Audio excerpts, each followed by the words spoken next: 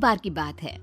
जादूपुर नाम के एक गांव में करतब दिखाती एक औरत एक रेड्डी के लिए गांव में आती है।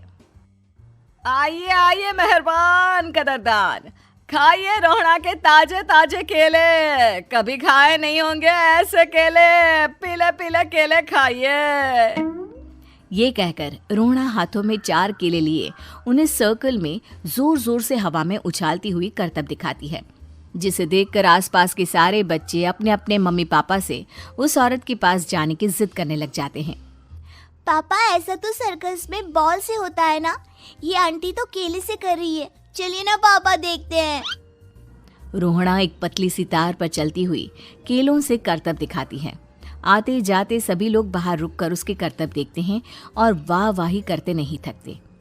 जैसे ही एक आदमी पास आकर उसे पैसे देने लग जाता है, तब वो कहती है, अरे नहीं नहीं साहब, मैं करतब तो बच्चों के मन को बहलाने के लिए करती हूँ। धंधा तो मेरा केले का है। पीछे देखो मेरी रिड्डी, जो भी मेरे केले खाएगा मेरी तरह चुस्त दुरुस्त और तंदुरुस्त हो जाएगा। पता चलता है क्या कि मेरी उम्र 55 की है। अरे पर ऐसे ठंड के मौसम में कोई केला क्यों खाएगा? ये ऐसे वैसे केले नहीं है साहब, ये शरीर में गर्मी देते हैं। ठंड को दूर भगाए जो भी रोहिणा के केले खाए। पापा, अगर मुझे केले नहीं मिले तो मैं घर नहीं जाऊंगी।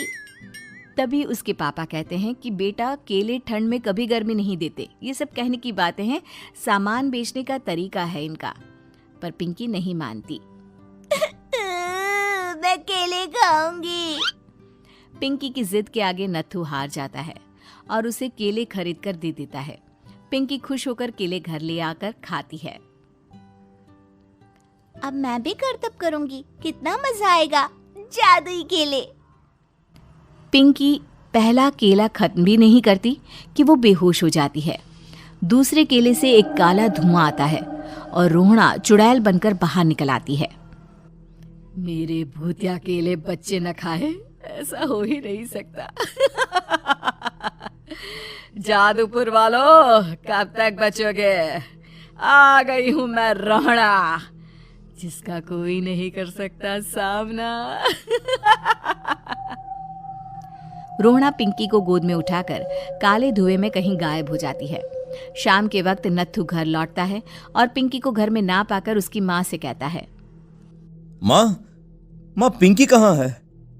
अरे बेटा, उसे तो तू सुबह करतब दिखाने ले गया था ना, फिर कहाँ वापस आए तुम दोनों? मुझे लगा तू उसे अपने साथ मंडी ले गया होगा। हे भगवान, मेरी बच्ची कहाँ गई?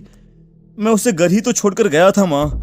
नत्थू गांव के घर कोने में अपनी बेटी को ढूंढता है, पर उसे वो कहीं नहीं मिलती। परेशान होकर आखिर रो रो कर नत्थू हिम्मत हार कर घर लौट आता है। अगली सुबह रोहड़ा फिर से करतब दिखाने आती है और इस बार पिंकी की तरह रोनी केले खरीद लेता है।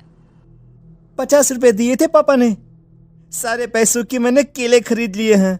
अब मैं भी आंटी की तरह ही करतबबाज बन जाऊंगा। यही सोचते हुए रोनी केले खाता है और पहला अकेला केला आधा खत्म भी नहीं करता कि चुड़ैल उसके सामने आ जाती है। मेरे साथ चलने का समय आ गया है रोनी।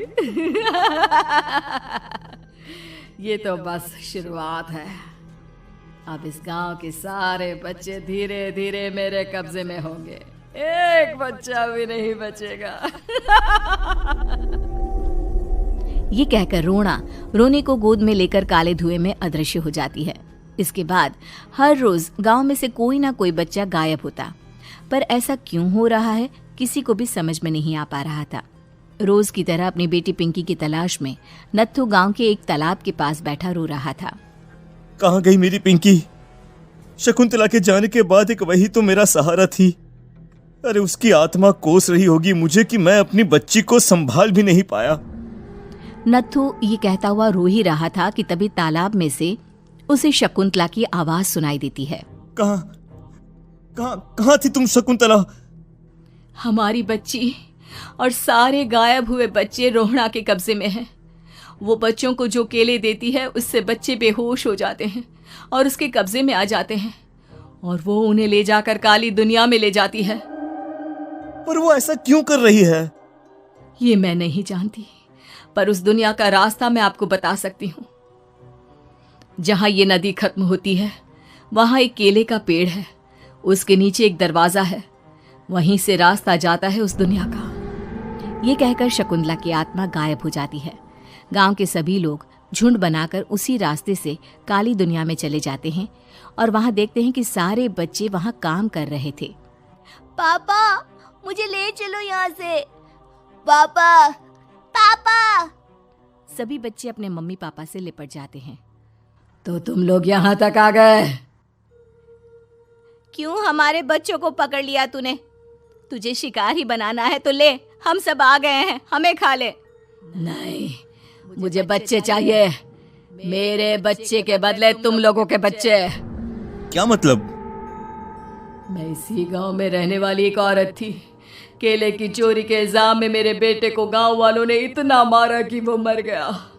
उसी दिन मैंने ठान लिया कि गांव वालों का भी वही हाल करूंगी। कुछ दिन बाद बेटे के चले जाने के दुख में मैं भी मर गई और मेरी भटकती आत्मा एक चुड़ैल बन गई। और फिर मैंने बदला लिया तुम सबके बच्चे छीनकर। बर्दाश्त नहीं कर पाए ना, सोचो मुझ पर क्या बीती होगी।